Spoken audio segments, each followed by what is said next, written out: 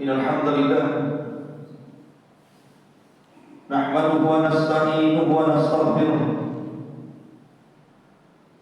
ونعوذ بالله من شرور أنفسنا وسيئات أعمالنا من يهده الله فلا مضل له ومن يضلل فلا هادي له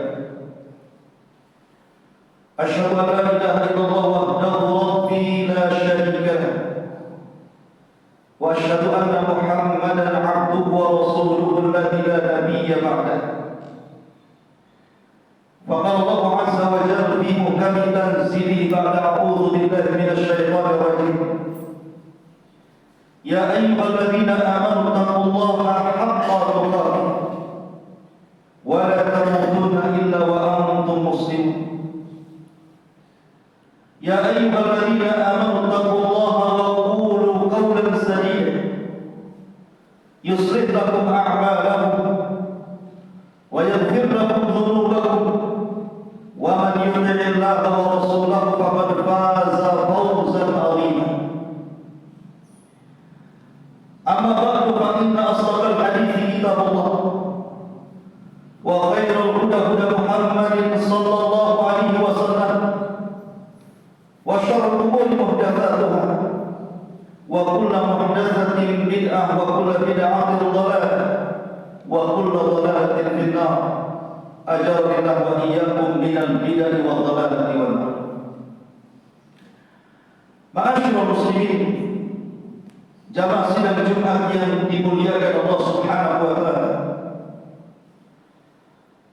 Sebagaimana biasa, sebelum khatib menyampaikan khutbahnya, ada rukun Jumat yang harus disampaikan. Marilah kita senantiasa meningkatkan ketakwaan kita kepada Allah Azza wa Jalla. Karena hanya dengan takwa inilah manusia akan dimuliakan Allah Subhanahu wa taala. Inna akramakum indallahi atqakum. Kemudian kita lupa salawat juga salam kita hadiahkan kepada Rasul kita Nabi besar Muhammad sallallahu alaihi wa ala alihi wasallam. Ma'asyiral muslimin, sidang jamaah Jumat yang dimuliakan Allah Subhanahu wa taala. Salah satu nama dari nama-nama Allah Subhanahu wa taala adalah As-Sittir atau As-Satir. Sebagaimana sebuah riwayat yang dikeluarkan dari Imam Ahmad dari Ya'la ibn Umayyah radhiyallahu anhu, ketika Nabi sallallahu alaihi wasallam melihat ada seorang sahabat yang sedang buang hajat, tapi dia tidak menutup aurat. Maka ketika Nabi sallallahu alaihi wasallam memiliki kesempatan untuk naik ke atas mimbar, setelah memuji Allah Subhanahu wa taala, maka Nabi sallallahu alaihi wasallam katakan, innallaha hayyun satir atau hayyun sittir yuhibbul hayya was-sitra. Sesungguhnya Allah Subhanahu wa taala zat yang maha pemalu lagi penutup aib hamba-hamba, dan Allah Subhanahu wa taala suka dengan orang-orang yang memiliki sifat malu dan menutup aib orang. Kemudian Rasul katakan, fa'idha ahadukum yaghtasilu falyastatir. Maka apabila salah seorang di antara kalian mandi, maka tutuplah aurat-aurat kalian. Terjadi silap pendapat tentang sahih dan tidaknya riwayat ini, tapi kebanyakan para ulama mengatakan riwayat ini sahih, karena tidak mungkin nama-nama Allah kecuali diambil daripada hadis-hadis yang sahih. Lalu apa makna satir atau sittir? Para ulama mengatakan bahawa makna sittir atau satir dan bukan sartar atau satir adalah Allah Subhanahu wa taala maha menutup aib-aib dan dosa-dosa hamba. Ma'asyiral muslimin, sidang jamaah Jumat yang dimuliakan Allah Subhanahu wa taala, kalau bukan karena Allah menutup aib-aib hamba, tentu kita tidak mungkin bisa berjalan di permukaan bumi dengan benar. Manusia menjadi mulia di mata orang lain itu karena aib yang ditutup Allah. Seandainya setiap manusia dibongkar aibnya oleh Allah Subhanahu wa Ta'ala, maka hilanglah kemuliaan manusia di mata manusia yang lain. Dan ini sebuah nikmat yang besar yang Allah Subhanahu wa Ta'ala berikan kepada kita. Bayangkan saja, kita bermaksiat kepada Allah Subhanahu wa Ta'ala bukan karena kekuatan kita, tapi kita bermaksiat kepada Allah itu karena nikmat yang Allah anugerahkan kepada kita. Ketika mata kita bermaksiat, mata ini milik Allah. Ketika telinga kita bermaksiat, telinga juga milik Allah. Ketika lisan kita bermaksiat, lisan ini milik Allah. Artinya kita bermaksiat di atas kenikmatan dari Allah Subhanahu wa Ta'ala. Tetapi walaupun demikian, Allah Subhanahu wa Ta'ala tetap Rahim, tetap memberikan kasih sayangnya kepada hamba-hamba, tetap Ghafur, mengampuni kesalahan dan dosa hamba-hamba, dan tetap Sitir, berusaha untuk menutup aib-aibnya. Dan Allah Subhanahu wa Ta'ala tidak pernah mengurangi nikmat dan karunia kepada hamba-hamba. Nikmat mana lagi kita memiliki Tuhan, memiliki Rabb yang Maha Pengasih, lagi Maha Pengampun, kemudian menutup aib dan dosa-dosa kita. Ma'asyiral muslimin, sidang jamaah Jumat yang dimuliakan Allah Subhanahu wa Ta'ala, dosa ini terbagi dua. Ada yang disebut dengan dosa Allah, dosa yang tampak. Itulah yang dilakukan oleh anggota badan kita. Mata memandang yang diharamkan, telinga mendengar yang diharamkan, lisan mengucapkan hal yang diharamkan, kaki melangkah ke tempat-tempat haram. Lain disebut dosa Allah. Dan betapa banyak dosa Allah yang Allah telah tutupi dari manusia. Terkadang orang salah. Boleh jadi ketika dia sabar, dia bermaksiat kepada Allah Subhanahu wa Ta'ala, kemudian dia pulang, tidak ada orang yang tahu kalau dia sedang bermaksiat. Atau seseorang kemudian bermaksiat di malam hari sampai waktu badan, kemudian dia berjalan di tengah manusia di siang hari, tidak ada yang tahu kalau dia sudah berbuat dosa di malam hari. Siapa yang menutup dosa? Kalau bukan Allah Subhanahu wa Ta'ala. Tetapi betapa banyak orang-orang yang ditutup dosa, justru dia membongkar dosanya sendiri. Kata Rasul, kullu ummati mu'afan illa al-mujahidin. Setiap umatku dimaafkan kecuali orang-orang yang disebut dengan mujahid. Siapa mujahid ini? Wa innal mujahara an ya'mal ar-rajulu bil-layl thumma bata wa qad satarahu Allah 'azza wa jalla. Seseorang yang bermaksiat di malam hari, kemudian dia tertidur dan Allah sudah tutup aibnya. Tiba-tiba di siang hari dia mengatakan bahwa dia sudah mengatakan fa'altu kada wa kada, fa'altu al-barihata kada wa kada. Semalam aku sudah melakukan maksiat ini dan itu. Terkadang kemudian dia ceritakan maksiat, atau mungkin dia beritahu tentang maksiat yang di handphone dan begitu seterusnya. Ma'asyiral muslimin, Allah sudah tutup aib kita. Jangan pernah lagi kita bongkar. Kemudian yang kedua, ada disebut dengan dosa al-batin, dosa yang tersembunyi dalam dada. Itulah yang disebut dengan hasad, dengan dendam, dengan dengki. Itulah dosa-dosa hati. Dan Allah Subhanahu wa Ta'ala sudah menutup dosa-dosa hati kita. Betapa banyak kita ini dengki dan benci kepada manusia, tapi kita bisa tersenyum kepada manusia, dan manusia tidak tahu kalau kita sedang mendengki ini. Siapa yang menutup ini kalau bukan Allah Subhanahu wa Ta'ala? Tapi jangan salah bahwa dosa hati pun terkadang bisa tampak di hadapan manusia. Kapan itu? Dalam 3 kondisi. Terkadang kita berusaha untuk menutupi dosa hati supaya manusia tidak tampak, dan Allah sudah tutupi. Tapi terkadang dalam waktu tertentu dosa hati ini bisa tampak di hadapan manusia. Pertama, kata para ulama, indal ghadab, ketika seseorang sedang emosi, sedang marah. Orang marah itu terkadang mengeluarkan isi hati. Disitulah kita baru tahu bahwa si fulan itu tidak suka dengan kita ketika dia sedang marah, karena kemarahan itu mengeluarkan isi hati. dosa hatinya. Kemudian yang kedua, inda hududin nafs, ketika ada keinginan keras hati untuk meraih, seperti bapaknya seseorang mengejar dunia,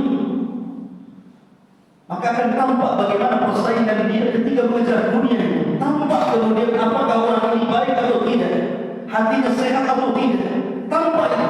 Dan yang ketiga, indal hasad, ketika seseorang hasad.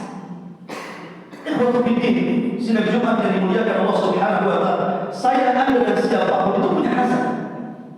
Tetapi al-karim, orang yang baik, yukhfi hasad, pasti dia akan sembunyikan hasad.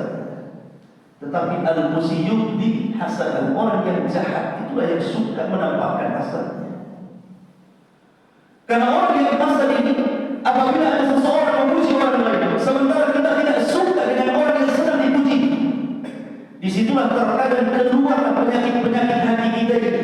Apakah kita senang ketika manusia dipuji, ataukah tidak senang ketika manusia dipuji? Oleh karena itulah, ma'asyiral muslimin yang dimuliakan Allah Subhanahu wa Ta'ala, tahanlah apa yang ada dalam hati kita. Cukuplah Allah dan kita yang tahu soal isi hati kita. Ma'asyiral muslimin sidang jamaah Jumat yang dimuliakan Allah Subhanahu wa Ta'ala, oleh karena itulah maka salah satu nama Allah As-Sittir adalah sebuah nama yang patut kita syukuri. Kalau Allah sudah tutup aib kita, maka jangan pernah kita bongkar kepada manusia. Aku lupa semua, aku lupa tidak ada. Wastaghfiruhu innahu huwal ghafurur rahim.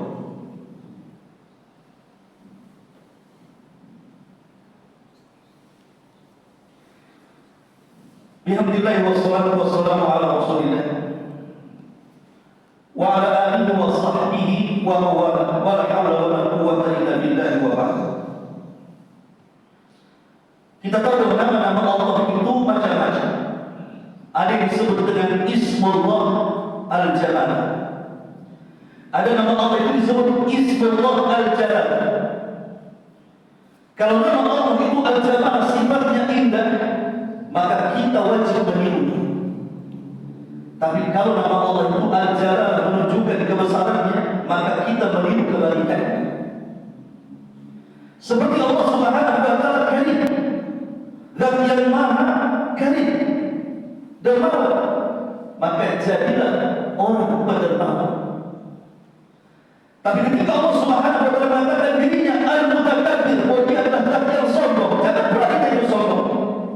Tapi tirulah kebalikan. Ketika Allah sombong, kita tawadhu. Begitulah cara kita bermuamalah dengan nama-nama Allah Subhanahu wa Ta'ala.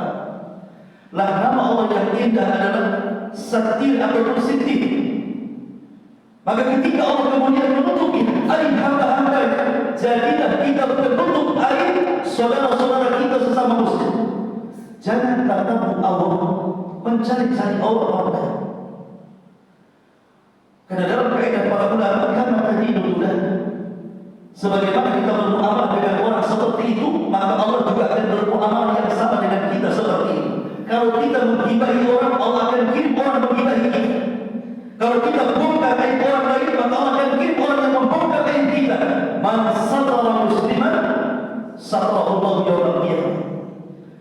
Ma'asyiral muslimin yang dimuliakan Allah Subhanahu wa Ta'ala, sekiranya Allah Subhanahu wa Ta'ala tidak membongkar aib kita di dunia, bukan berarti aib kita akan tertutup seperti itu. Tidak. Allah akan bongkar aib kita pada hari di saat tidak ada yang sanggup membongkar aib kita kecuali Allah Subhanahu wa Ta'ala. Tapi seorang mukmin, maka dia akan mendapatkan kesempatan yang luar biasa. Allah akan tutup aib di dunia dan Allah akan ampuni dosa yang di akhirat. Sebagaimana hadis jamaah, yudna rajulun amama Allah yawmal qiyamah, akan didatangkan manusia di hadapan Allah Subhanahu wa Ta'ala. Kemudian orang ini akan ditutupi dengan hijab. Kemudian Allah bertanya soal dosanya. Apakah kau melakukan dosa ini, dosa ini, dosa ini? Dia katakan, ya Allah, aku melakukan. Kemudian Allah Subhanahu wa Ta'ala mengatakan, satartuka fid dunya wa aghfiraka al-yawm. Dulu di dunia dosamu sudah kututupi, maka di akhirat aku ampuni dosa-dosa. Ini disebut disebut dengan hisab yasir, hisab yang mudah bagi seorang mukmin. Untuk menutup khutbah yang kedua, menutup aib seorang muslim itu sebuah hal yang sangat luar biasa, karena Allah akan membalas dengan balasan yang luar biasa. Ada sebuah kisah yang ada. Seorang syekh bercerita, ada seseorang dari negeri yang cukup jauh datang ke sebuah negeri yang lain, mencari seseorang yang selalu datang dalam mimpi. Kemudian setelah berjumpa, rupanya orang ini orang biasa, bukan orang kaya, bukan juga seorang alim, al-alam, tidak, hanya orang biasa, tapi orang yang taat beribadah kepada Allah Subhanahu wa Ta'ala. Kemudian orang ini mengatakan, ya Allah, kenapa engkau selalu hadir dalam mimpi? Apakah engkau ada amalan yang tersembunyi antara engkau dengan Allah? Ceritakan kepada aku. Kemudian dia mengatakan, awalnya tidak menceritakan, akhirnya menceritakan. Dia mengatakan, ya, tapi tolong jangan ceritakan kepada siapa. Dia mengatakan, dulu ada seorang wanita. Wanita ini sudah berzina dengan aku. Kemudian aku melamar wanita ini. Aku tidak tahu kalau dia sedang hamil dari laki-laki. Tiba-tiba di malam hari setelah akad nikah, paginya malamnya yang harusnya seseorang yang dinanti-nanti berhubungan suami istri, tiba-tiba istrinya mengatakan, usturni satarallah, tolong tutupi aib, semoga Allah menutupi aib. Sehingga kaget, kenapa dia bisa bicara seperti itu? Kemudian wanita ini mengatakan, sesungguhnya aku hamil bukan dari, tapi dari orang lain. Usturni satarallah, tolonglah tutuplah aibmu, semoga Allah menutup aib. Kalau seandainya keluarga tahu, walau alima ahli laqatalu. Kalau seandainya keluarga tahu, tentu mereka akan membunuh. Akhirnya kemudian laki-laki membuat cara. Bagaimana cara? Ketika kemudian betul-betul dia tutupi aibnya, karena tidak mungkin orang menikah tentu 9 bulan punya bayi. Kalau hanya 2-3 bulan punya bayi, kan lucu. Ketika bayi itu lahir, malam-malam kemudian suami ini membawa bayi itu dan diletakkan di depan masjid. Ketika manusia berdatangan di waktu subuh, maka manusia dihebohkan, ini bayi siapa? Ini bayi siapa? Kemudian orang ini datang dan ikut bergerak dan mengatakan, bagaimana kalau bayi itu aku ambil sebagai anak angkat, tapi kalian bersaksi bahwa itu bukan bayi. Maka orang pun kemudian memberikan kepada orang. Akhirnya orang tahu itu adalah bayi temuan dan jadi anak angkat, bukan bayi daripada wanita yang dia nikahi. Kemudian bercerita panjang lebar.